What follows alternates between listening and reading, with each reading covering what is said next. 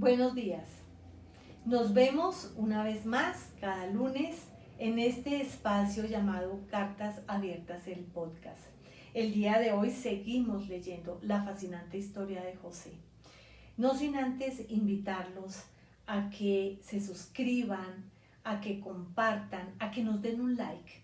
Y con esto sabemos que se puede trascender para dar a conocer primero que todo la palabra del Señor y fomentar un amor por Jesús el Salvador. Vamos a comenzar a leer desde el capítulo 41. Venimos de la lectura en que José está en la cárcel, de que él interpreta los sueños, de que le pide el favor al copero, que se acuerde de él y que le hable a Faraón para que él pueda salir de la cárcel. Pero pues nada, no pasa absolutamente nada y al copero se le olvida y él sigue en la cárcel por 2 años. En este capítulo vamos a ver cómo Dios toma el control de esta situación y comenzamos la lectura. Dice, 2 años más tarde, el faraón tuvo un sueño. Estaba de pie junto al río Nilo, cuando de pronto salieron de este río 7 vacas hermosas y gordas y se pusieron a pastar entre los juncos. Detrás de ellas salieron otras 7 vacas feas y flacas que se pararon a orillas del río junto a las primeras, y las vacas feas y flacas se comieron a las vacas hermosas y gordas. En ese momento el faraón se despertó, pero volvió a dormirse y tuvo otro sueño. 7 espigas de trigo grandes y hermosas crecían en un solo tallo. Tras ellas brotaban otras 7 espigas delgadas y quemadas por el viento solano. Y las 7 espigas delgadas se comían a las espigas grandes y hermosas. En eso el faraón se despertó y se dio cuenta de que era solo un sueño, pero sin embargo, él se levantó muy preocupado de esta situación y mandó llamar a todos los magos y los sabios de Egipto para contarles estos 2 sueños, pero resulta que ninguno de ellos tenía una interpretación acerca de ellos.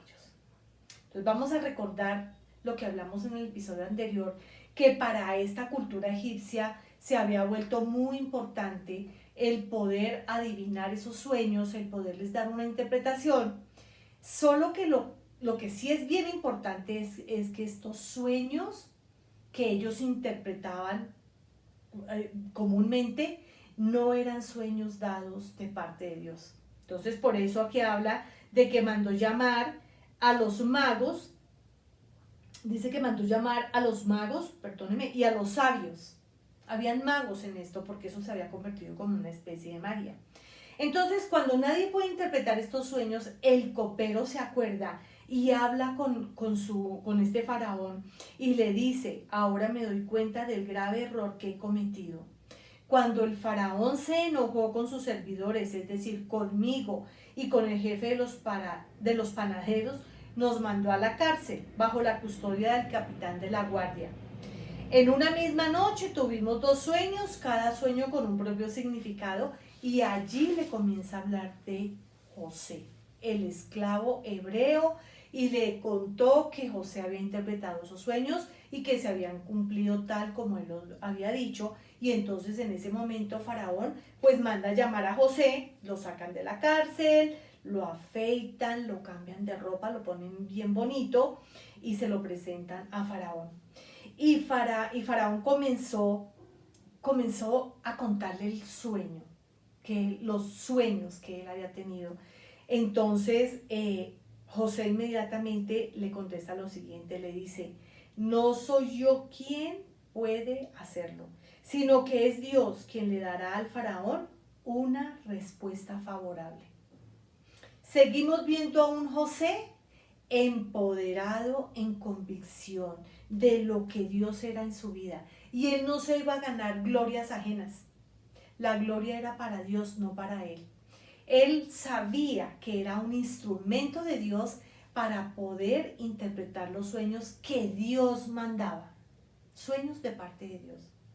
Entonces el faraón le cuenta a José, le comenta toda la historia de las vacas, de las espigas, Y José le dice realmente que no son dos sueños, sino que es uno solo en donde Dios le está confirmando algo que va a hacer.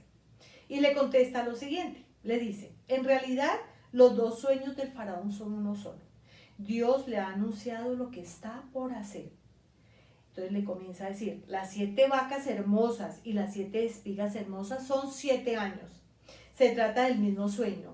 Y las 7 vacas flacas y feas que salieron detrás de las otras y las 7 espigas delgadas y quemadas por el viento solano son también 7 años. Pero estos serán 7 años de hambre. De tal modo, tal como lo ha dicho al faraón, Dios le está mostrando lo que está por hacer. Es Dios quien muestra. Y la interpretación es dada por Dios a través de un instrumento llamado José. Entonces él le dice, están por venir 7 años de mucha abundancia en todo Egipto, pero le van a seguir 7 años de hambre.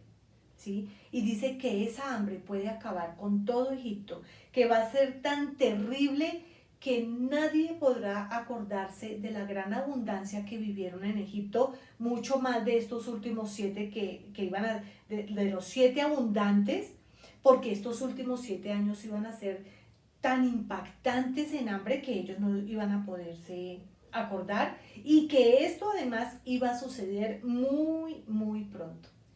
Pero aquí ya José se empodera y le dice, usted faraón debería buscar un hombre competente y sabio que se haga cargo de la tierra de Egipto. Y además usted, faraón, debería nombrar inspectores en todo Egipto para que durante los 7 años de abundancia recauden la 5ª parte de la cosecha del país. Y José le comienza a dar este tipo de recomendaciones. Y resulta que este hombre se queda pensando y llega un momento en que le dice a los servidores, les dice algo como, ¿podremos encontrar una persona así en quien repose el Espíritu de Dios? Es importante notar que este hombre no conocía de Dios. Ellos tenían muchos dioses y tenían muchas cosas pecaminosas de tinieblas que practicaban, pero él sí tenía la capacidad de reconocer el Dios que reposaba en José. Por eso él está dándose cuenta de que no iba a encontrar una persona diferente, sino que José iba a ser la persona indicada para que pudiera ejecutar esos planes que de la misma boca de él estaban saliendo. Entonces, comienza a decir, Dios, le dice el faraón a José, Dios te ha revelado todo esto y no hay nadie más sabio y competente que tú. Quedarás a cargo de mi palacio, de todo mi pueblo, y ellos cumplirán tus órdenes. Solo yo tendré más autoridad que tú, porque yo soy el rey. Entonces nos vamos a dar cuenta de varias cosas. Faraón no conoce a Dios, pero reconoce al Dios de José. Él dice que es el rey, pero todos sabemos que este rey está escrito con rey minúscula, porque la palabra del Señor sí tiene un rey, escrito con R mayúscula. El Rey de Reyes, dice la palabra, y el Señor de Señores, quien es el Señor Jesucristo. Y aquí él se estaba nombrando rey, y de hecho lo era, pero un rey nada soberano comparado con Jesús. Entonces, aquí vamos a mirar cómo a través de esta interpretación de sueños, José va en un proceso que llega a tener un resultado muy bueno, porque él viene a tener un lugar preeminente, un lugar de excelencia, un alto lugar en este sitio, en Egipto. Entonces vemos el proceso de José, vemos cómo él lo venden, llega a la casa de su amo, por culpa de una mujer mentirosa va a la cárcel, pero en la cárcel puede poner a funcionar el don de la interpretación que es dado por Dios, llega a oídos de este rey que tiene estos sueños y llega a un lugar de honor, ¿sí?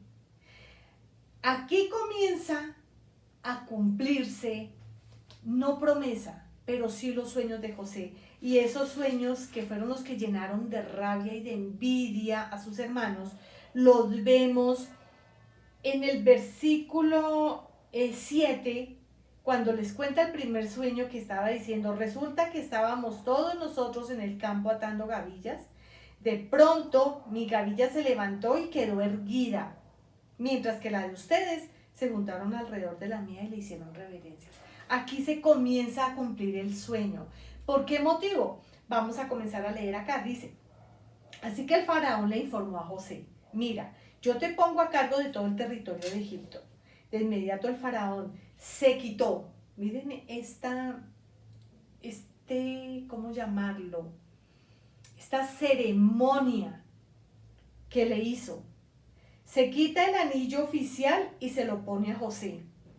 Hizo que lo vistieran con ropas de lino fino y que le pusieran un collar de oro en el cuello. Y después lo invitó a subirse al carro reservado para el segundo en autoridad. Y ordenó que le gritaran, abran paso. A él ya se estaban inclinando, ¿sí?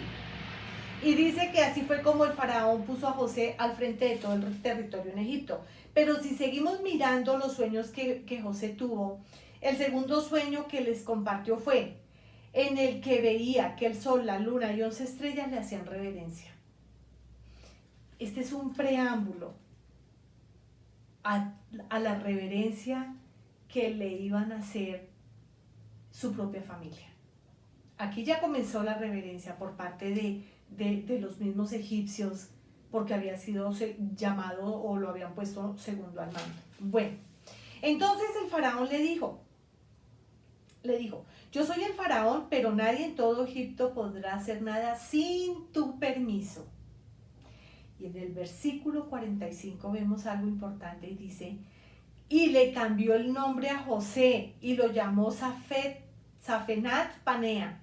Además le dio por esposa a Asenat, hija de Potifera, sacerdote de la ciudad de On. De ese modo quedó José a cargo de Egipto y tenía 30 años cuando comenzó a trabajar al servicio de Faraón, rey de Egipto. Y aquí nos vamos a parar un momentico. ¿Por qué motivo? Porque resulta que este faraón le quiso comenzar a quitar a José identidad. Él quería quitarle la identidad. ¿Cuál era su identidad? Era una identidad de hebreo, de pueblo de Dios. Pero como los egipcios odiaban a los hebreos, pero van y colocan un hebreo al segundo al mando, pues tenían que, yo no sé si la palabra sea correcta, pero tenían que como egipcionizarlo, volverlo de Egipto, que fuese visto como un egipcio más. Entonces, eso es lo que quieren hacer. Pero vamos a seguir leyendo y nos damos cuenta de que él conserva su identidad. Él la va a conservar a pesar de los grandes intentos que hicieron por quitársela. Tan pronto como se retiró José de la presencia de Faraón, entonces él se dedicó a hacer el oficio para el cual lo encomendaron, que fue recorrer todo el territorio de Egipto y comenzar a hacer lo que tenía que hacer, recolectar alimento por esos 7 años, ¿sí? Y prácticamente él quería llevar una contabilización de cada uno de esas cosechas, del grano que recogía, pero era tanta la abundancia y tanta, que realmente él en un momento dado dijo, solamente recojan, y dejó de contabilizarlo, porque ya era mantener el control, se estaba convirtiendo en algo imposible. Versículo 50. Antes de comenzar el primer año de hambre, José tuvo 2 hijos con su esposa Asenat. Y al primero lo llamó Manasés. Ese nombre de Manasés es un nombre hebreo. Y él dijo, porque Dios ha hecho que me olvide de todos mis problemas y de mi casa paterna. O sea que José sí estuvo a punto de olvidarse de su casa paterna porque él ya estaba en otro mundo. Pero a pesar de eso, él mantuvo su identidad. Y el segundo hijo que tuvo se llamó Efraín, nombre completamente hebreo. Y Efraín significa Dios me ha hecho fecundo en esta tierra donde he sufrido. Bueno, comenzaron los 7 años de abundancia, él recolecta todo el grano, pero ese tiempo llega a su fin y comienza la hambruna. Versículo 56 dice, cuando ya el hambre se había extendido por todo el territorio y había arreciado, José abrió los graneros para vender alimento a los egipcios. Además de todos los países que llegaban a Egipto para comprar alimento a José, porque el hambre cundía ya por todo el mundo. Y los estudiosos de la Biblia hablan de que esta hambruna específica fue como algo muy, como no común, porque Egipto o toda esta parte del Medio Oriente, aún la tierra de Canaán, sí tenían épocas de hambre, sí, venían una que otra época de hambruna, pero ninguna como esta, porque es que esta hambruna cobijó no solamente a Egipto y a Canaán, sino a varios países, por llamarlos de alguna forma, vecinos, ¿sí? Entonces no era algo natural, porque digamos Egipto lo circuncidaba pues el río Nilo, que sus aguas regaban sus tierras de forma abundante y producían fruto, y Canaán tenía lluvias que también hacía que sus tierras fueran fructíferas, pero en este momento fueron ambos lugares y circunvecinos los que estaban teniendo una hambruna espantosa. Bueno, esta hambre llega a la tierra de Canaán, en donde habitaba la familia de José, y ya nos adentramos en el capítulo 42. Entonces resulta que comienza esta hambre tan espantosa y Israel, o Jacob, que es el mismo, le dice a sus hijos, ¿qué hacen ahí parados mirando a ver si nos vamos a morir de hambre? En Egipto están vendiendo alimento, entonces ustedes van a Egipto a comprar el alimento, pero van a ir solamente 10 de ustedes, porque Benjamín se queda conmigo. Benjamín, su segundo hijo amado, fruto de Raquel, su esposa amada. Entonces, él no quiso exponer a su Benjamín, se queda con él y sus 10 hijos se van a Egipto. Sorpresa, cuando llegan a Egipto, José los reconoció como sus hermanos. Obviamente ellos no lo iban a reconocer, porque José ya no vestía las vestiduras humildes que solía vestir con ellos, porque José había cambiado su aspecto físico, porque lo habían querido, como yo dije esa palabra, egipcionizar, lo habían querido volver parte de ellos. Entonces José sí los podía reconocer, pero sus hermanos no. Él ya tenía sus vestidos preciosos, finísimos de lino, tenía un collar de oro, tenía anillo, muy seguramente su cabeza estaba rapada, muy seguramente su rostro tenía un maquillaje especial, ¿cierto? Que lo hacía completamente diferente. Entonces cuando ellos llegan a ese lugar, los identifica, él los comienza a tratar mal. Porque allí nos damos cuenta de cómo como ser humano su corazón, que se había dolido tanto por lo que ellos hicieron, tenía resentimiento contra su casa, contra sus hermanos. Entonces él los comienza a acusar de que eran unos espías, y los acusó y los acosó muchas veces. Entonces ellos se asustan y dicen, no, nosotros no somos espías, y comienzan a contarle, nosotros somos 2 hermanos, mi padre vive en Canaán, él se quedó allí con nuestro hermano menor Benjamín, porque el otro hermano ya no existe, murió, quedamos los 10, y venimos, no somos espías, somos gente honesta, decían ellos. Pero José los acosaba diciéndole, ustedes son espías. Los mandó a la cárcel, dice que los tuvo en la cárcel 3 días, y al tercer día él les dice, miren, yo soy un hombre temeroso de Dios. Pero si ustedes son hombres buenos, ustedes tienen que demostrarlo. Así que aquí se va a quedar uno de ustedes y me van a traer a su hermano menor. Al que se quedó con su padre me lo van a traer.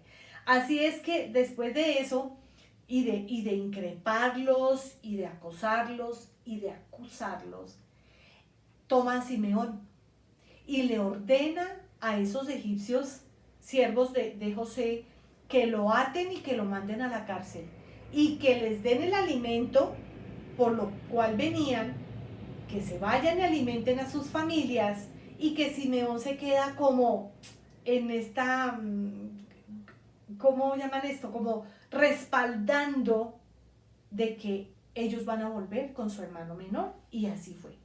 El hecho es que entonces cargan el alimento, ellos se supone que pagan el alimento, se van de allí tristes porque van a decir, bueno, llegamos con uno menos, tenemos que contarle a nuestro papá lo que está sucediendo, pero cuando ya han avanzado mucho camino y tienen que alimentar los asnos que llevaban, abren sus costales llenos de alimento y encuentran el dinero.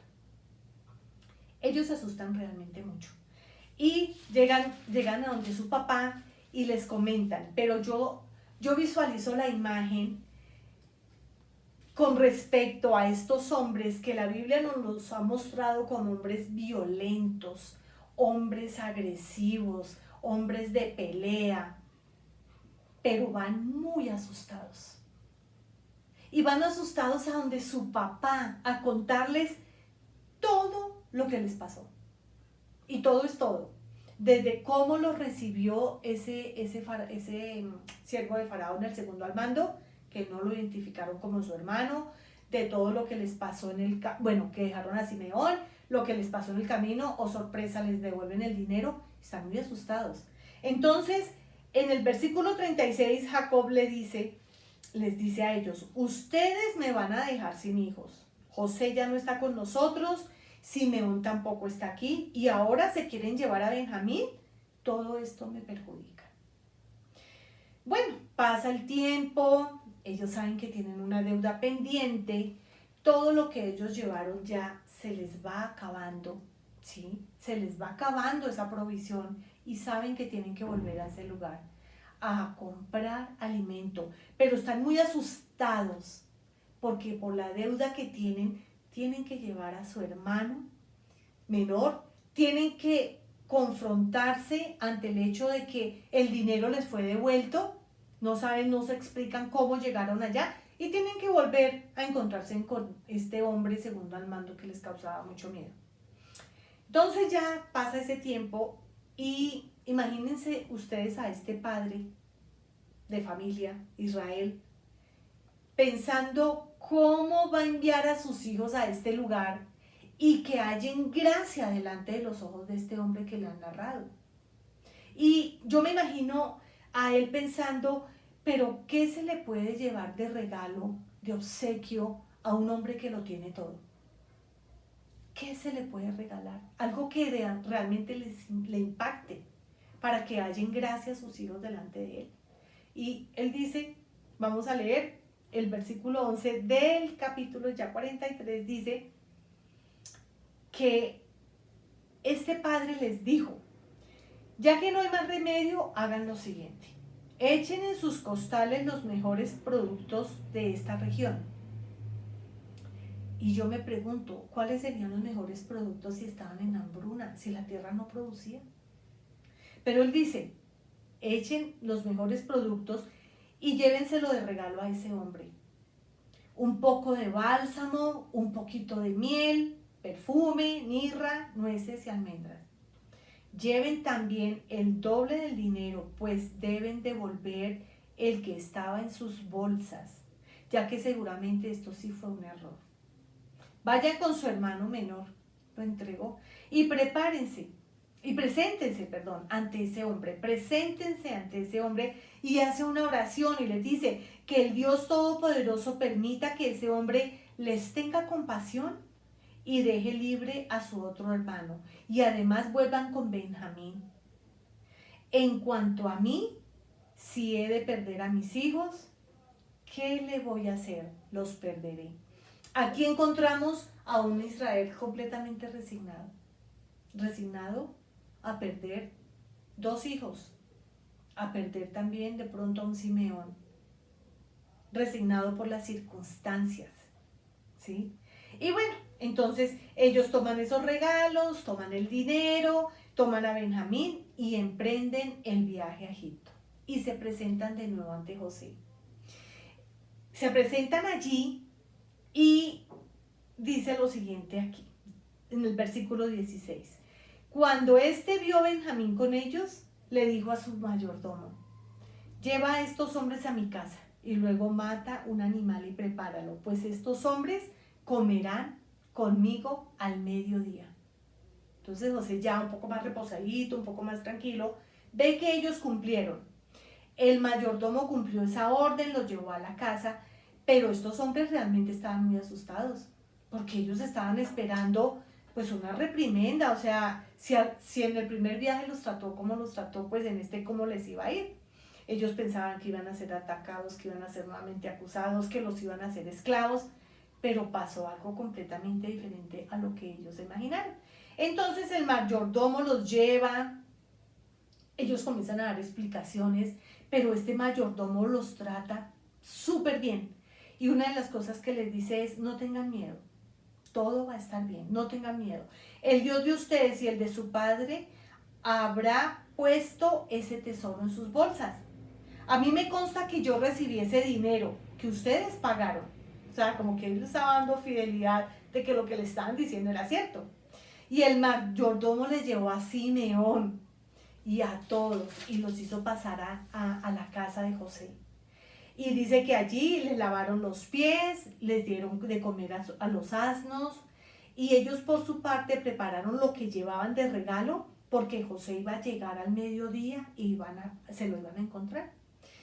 Ya cuando llega ese tiempo, José entra a la casa, le entregan los regalos y ellos postrados con el rostro en la tierra estaban supremamente preocupados. Y José les preguntó que cómo estaban. Y les hace una pregunta especial: ¿cómo está su padre, el anciano del cual me hablaron? ¿Vive todavía? Y ellos le dijeron: sí, nuestro padre vive todavía. Y se encuentra bien.